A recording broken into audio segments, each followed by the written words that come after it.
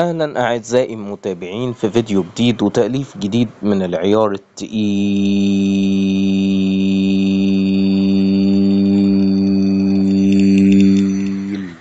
جدا. تأليف جديد من العيار التقيل جدا يا أعزائي المتابعين. أغنية جديدة بعنوان عايش على أمل، كلمات وألحان يوسف القناص.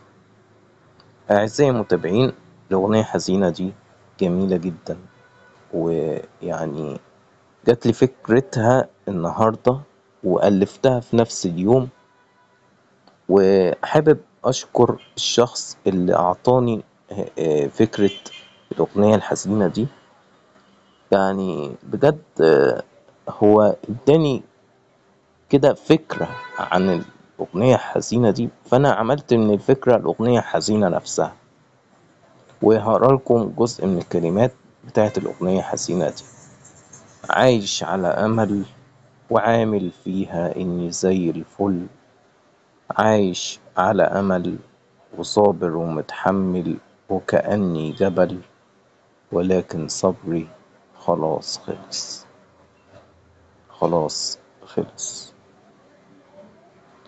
أغنية حزينة دي أعزائي المتابعين يعني متميزة جدا جدا. يعني مش هقولك إنها بعكس الأغاني الحزينة اللي تم إصدارها مسبقا، لأ، هي يعتبر زيهم بس من نوع مختلف، وهي برضو فكرتها قايمة على إن حد حب واحدة وسابته وكده، فهي نفس الفكرة ولكن بكلمات مختلفة وبأسلوب واخدة طابع مختلف جدا عن الأغاني الحزينة المسبق إصدارها.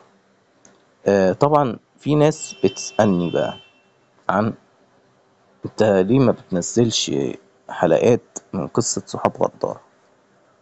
والله يا أعزائي المتابعين، أنا في بتاع حوالي 3 حلقات من القصة دي ألفتهم ولسه ما كتبتهمش لسه، بس أنا ألفتهم في دماغي 3 حلقات دول ولسه ما كتبتهمش كتابة إلكترونية.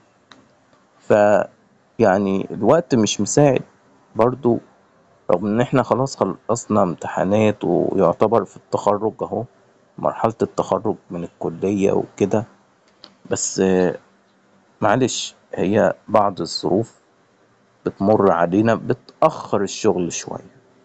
وأحب أشكر كل دعم من المتابعين، وياريت لو أنت بتتفرج على الفيديو تشترك في القناة وتفعل الجرس، وأشوفكم في فيديو جديد يا أعزائي المتابعين. مع السلامة.